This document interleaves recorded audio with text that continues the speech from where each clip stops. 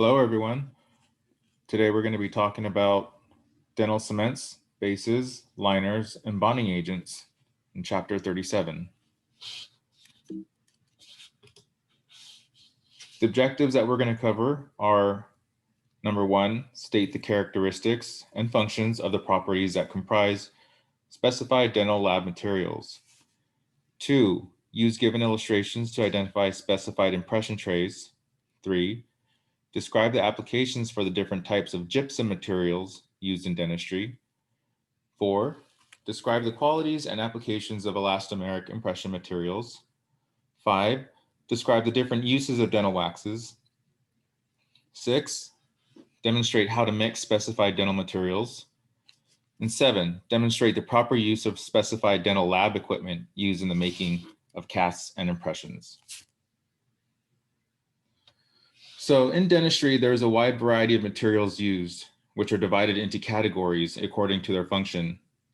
After a tooth is prepared and decay is removed, specialized materials are used to restore the tooth. The ADA and FDA are the authorities that regulate the materials used. The ADA Council on Dental Materials, Instruments, and Equipment publishes certified material in the Journal of American Dental Association and the Clinical Products in Dentistry. The role of the dental assistant depends on the expanded functions of individual state practice acts. So usually the dental assistant will prepare and mix materials chairside. However, in some states, they allow the assistants to place the material in the oral cavity.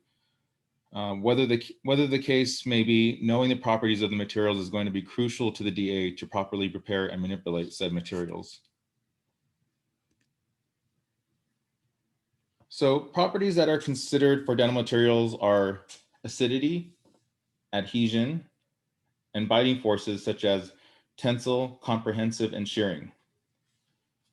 Acidity depends on the pH of the oral cavity, which is normally about 7 and is altered based on foods eaten and bacteria left by the food.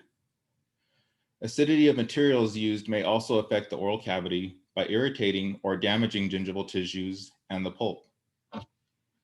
Adhesion is the force that holds unlike substances together, whether chemical or physical. While chemical adhesion is more preferred in dentistry, physical or mechanical adhesion is more common. There are 3 types of biting forces that cause strain or stress in the oral cavity. Tensile refers to the pulling and stretching of a material, while compressive can be thought of as a pushing or compressing of a material. Shearing occurs when one part of a material parallel to another part is in a back and forth motion. Corrosion is a result of a chemical or electrochemical attack of the oral environment on pure metal like golds or alloys. Amalgams can cause pitting or roughness. Dimensional change in a material occurs as a result of setting, a process of material, or exposure to heat or cold. So if your impression material is low in quality and or exposed to extreme heat and cold, it may undergo dimensional change. If this happens, the restoration from which was made from the impression may not fit. The ability of the material to be distorted or formed by an applied force and then return to its original shape is called elasticity. A rubber band has elasticity. Cement does not, and neither does taffy. So taffy is more of a flow. A flow is a continuing deformation of a solid, also known as a creep or a clump. Dental waxes and flowable composites both exhibit flow. Galvanism occurs when 2 different metals are present in the oral cavity and potential exists for small electrical shock to result. So if you've ever had metal fillings and bitten on foil and felt that electrical shock, you've experienced galvanism. Hardness is the resistance of a material to scratch or indent.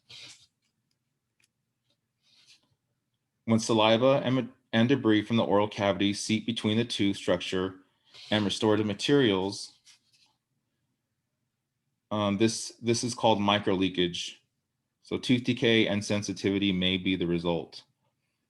Retention can be mechanical, meaning the walls of the cavity are roughened, or chemical, which involves a reaction between the tooth surface and chemical material. Bonding is a process by which materials adhere together. Soluble materials dissolve in fluid and are used as a base or liner where oral fluids cannot reach it.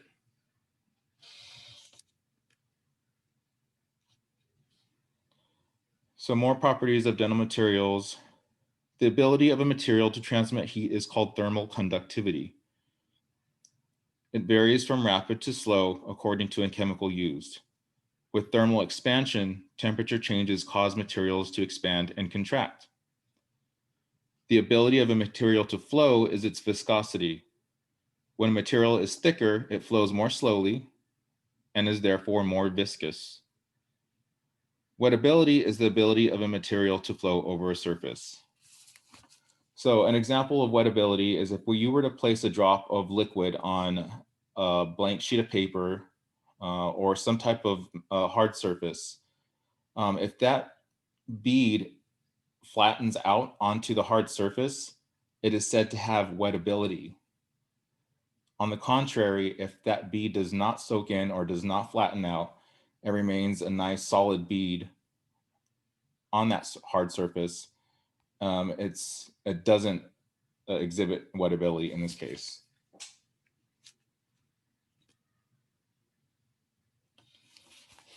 So what term describes the ability of a material to flow?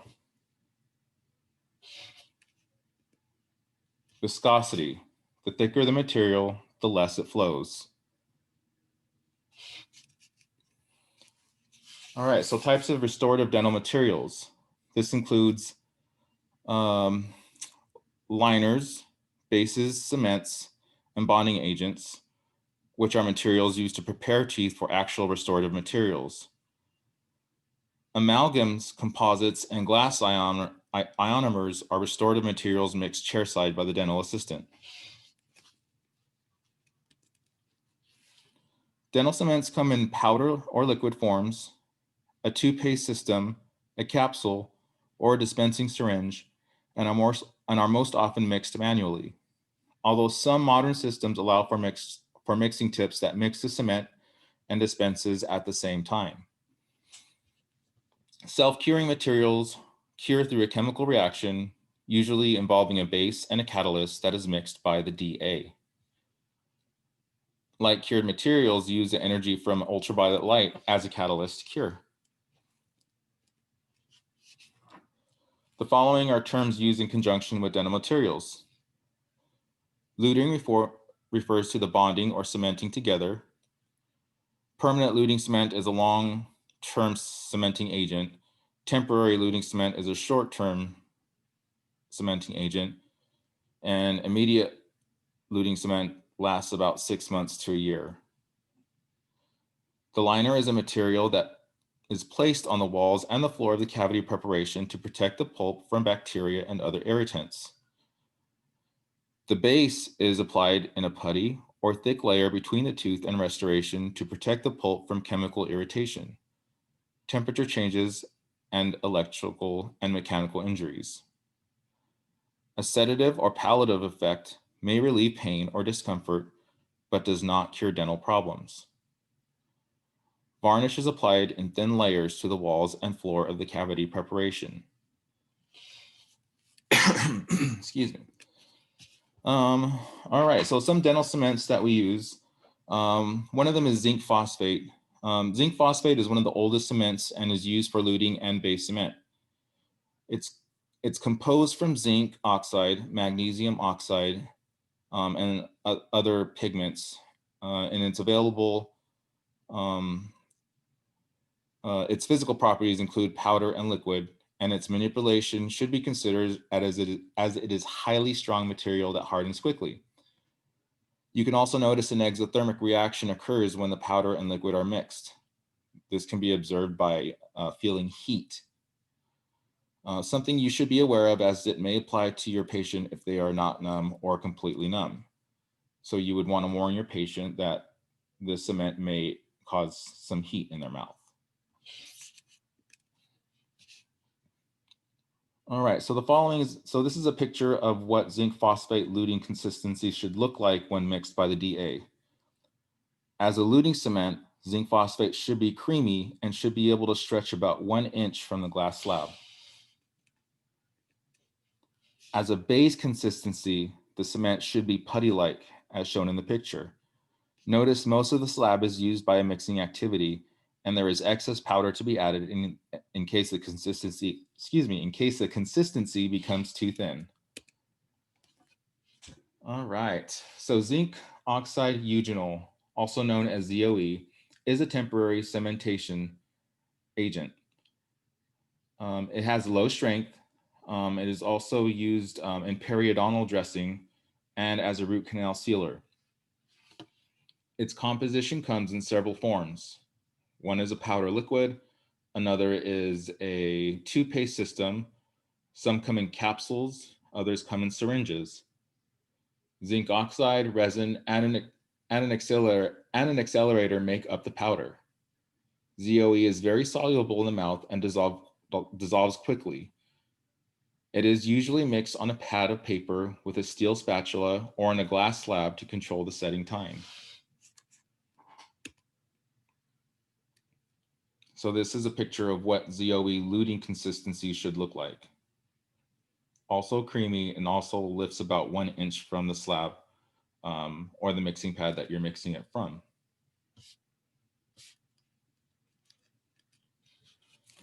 Another type of cement is reinforced zinc oxide eugenol. This is a permanent cementation agent.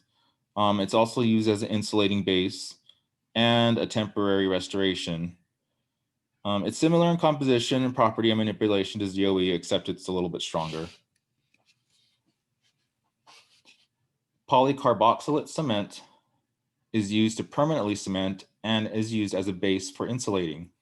It is made from zinc phosphate, zinc oxide, and magnesium oxide with a little bit of stannous fluoride sometimes added.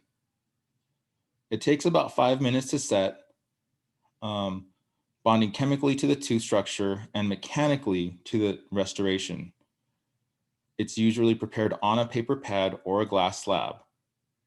Polycarboxylate cements are mixed in 30 to 60 seconds and have a short working time. So this is something you'll want to consider if you're ever mixing polycarboxylate cement. You only have a few seconds, at most a minute, to get it mixed properly. So this is what happens when polycarboxylate cement is mixed too long. You'll notice in the picture that there's solid cobwebs forming when lifted off the sheet. In this case, you would want to discard that pad and start over. Glass ionomers have many uses. So one of them is cementation of crowns and bridges. Another use is a pit and fissure sealant. Class 3 and Class 5 restorations sometimes require a glass ionomer because of its high strength. It's used also in pediatric restorations. Also used as a liner and dentin bonding agent and crown and core buildups. They are available in many different forms and delivery systems. So this is just an example of what a delivery system for a glass ionomer would look like. It would come in a jar with a small spoon that you would use to scoop up a dose of the cement and a small eyedropper to mix the liquid together. So resin modified glass ionomers are a new form of the glass ionomer. There are many different uses, including cementations of crowns and bridges, liner and dentin bonding, crowns and core buildups, and shading for restorations. They are made from a silicate glass powder containing calcium, aluminum, and fluoride. And glass ionomer is strong enough to be a supportive base as well. It is also known to release fluoride ions to prevent secondary decay. The composition of the resin modified or reinforced glass ionomer cement is modified to include a light curing resin component in addition to the traditional glass ionomer setting reactions. The resin modified glass ionomer cements are stronger, more water insoluble, and more adhesive to the two structure than conventional glass ionomer cement. So resin modified glass ionomers are what are commonly used in more modern applications, especially when cementing or bonding fully, sorry, the word escapes me right now, full porcelain restorations. So if you're ever cementing full porcelain restorations, a resin modified glass ionomer is what you would probably use to cement it on the tooth. All right, so talking about calcium hydroxide. This is a low strength liner and it's used under restorations to cap the pulp. It is made from complicated formulas of many ingredients. It's a low strength property and it's mixed on a paper pad for approximately 15 seconds and sets within 2 to 7 minutes. Dental tubules are sealed with cavity varnish during an amalgam cavity preparation. Copal varnish is made from organic solvents such as ether, acetone, or chloroform, while universal varnishes are not. There is little or no strength associated with varnishes, nor is any thermal insulation provided. Varnishes prevent acids from cements leaking into the dentin. There is no preparation involved in a varnish application, rather it is placed directly on the tooth. There are multiple uses for resin cements, including permanent cementation of a cast metal restoration and porcelain/resin restorations, veneers, orthodontic brackets, and posts. Toothpaste systems, powder liquid sets, and syringes apply 3 types of resin cements: self-curing, light cures, and dual cures. The resin cements are similar to composites, yet more fluid. A compomer cement is basically a polyacid modified composite. So much like resin cements in composition, property, and manipulation, the compomer cement does not contain water and releases fluoride, and it's usually used to cement all kinds of dental restorations. Etchants are used to enhance the retention bonding qualities between the tooth surface and dental materials before bonding agents, restorative materials, dental cements, and sealants. They are used on enamel and dentin surfaces and are tinted for more accurate placement. Etchants are usually blue in color when dealing with the type of etch that is used on a tooth. Stronger etchants are yellow, and these type of etchants are used on porcelain only, never on a tooth. Bonding agents come in many forms, often complete systems, and they improve the retention between the tooth structure and restoration, and bond enamel and dentin to porcelain, resin, metals, composites, and amalgams.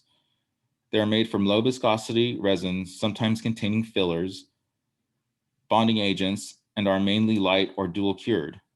Enamel bonding involves etchant with phosphoric acid to adhere dental materials to enamel. Dentin bonding is more of a challenge as it has a higher water content and is more organic and is directly above the pulp, which requires extra care. So which is more challenging, dentin or enamel bonding? Well, the answer is dentin, due to higher water content, more organic than inorganic, proximity to the pulp, and the smear layer that you'll find there. Operative dentistry involves various materials and techniques. Teeth are restored in order to stop and prevent decay. Cavities are detected with radiographs, probing, and using a special dye that colors areas of concern. The diagnodent is a laser used to measure fluorescent levels in the tooth to quantify caries progression. The cavity is cleaned and disinfected to reduce bacterial growth and then prepared to form walls, lines, and angles. Desensitizers are used to treat or prevent hypersensitivity of the tooth. This sensitivity can be caused by heat, cold, or contact.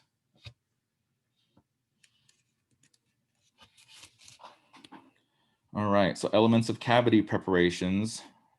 The cavity preparation is a systemic cutting of the tooth structure that depends on the location of the decay, extent of the decay, amount of lost tooth structure, and the type of restorative material to be used.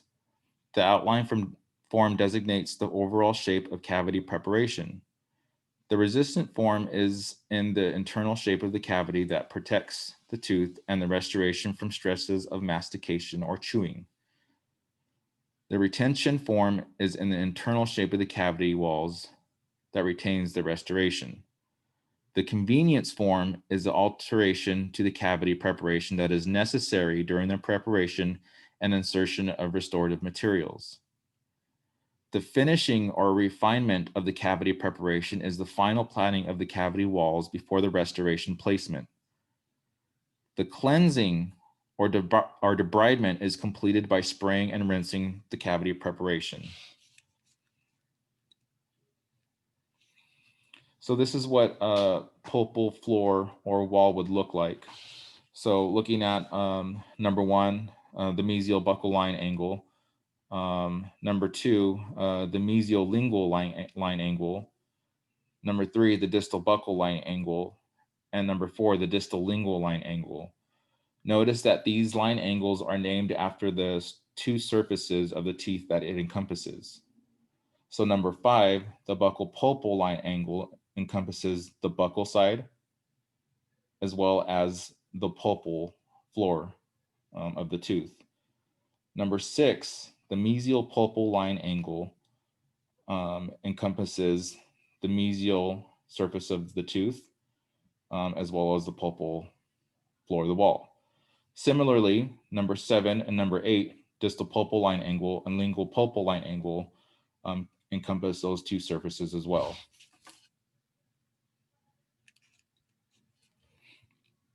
In the treatment of an ideal cavity, a base is not required because only a minimum amount of enamel and dentin have been removed. So just going over some advanced chairside functions, some of these things that the DA can do if you had some advanced functions are placing cements, bases, and liners. The cavity preparation and pulpal involvement, once again, depends on the amount of decay and the types of materials used to restore the tooth. And the treatment of cavity preparation, this varies with the amount of enamel and dentin removed and how near prep is the pulp.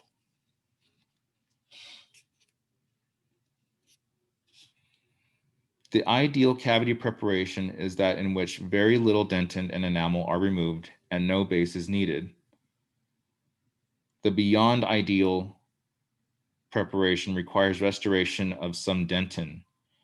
This preparation requires a base and amalgam, ZOE, polycarboxylate, glass ionomer, or composite material.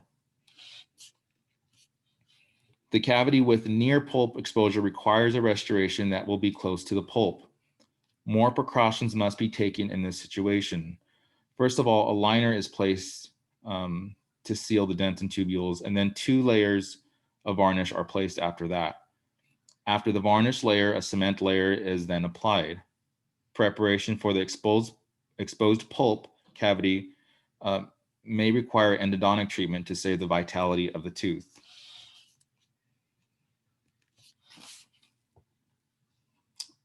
Examples of cavity liners are calcium hydroxide, zinc oxide, eugenol, and glass ionomer.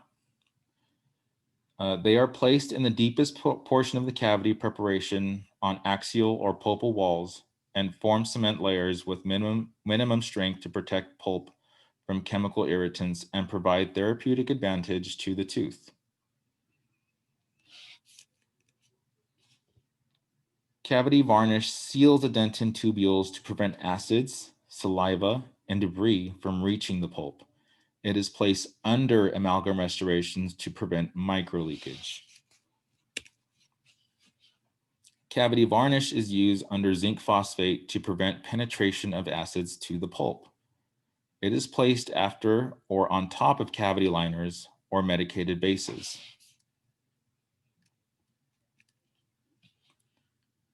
Cement bases such as glass ionomers, hybrid ionomers, reinforced zinc oxide eugenol, zinc phosphate, and polycarboxylate are referred to as high-strength bases. They are placed under cavity preparations to protect the pulp, support the restoration, or to raise the floor level to build upon. All right, that's it for this chapter. I will see you in class.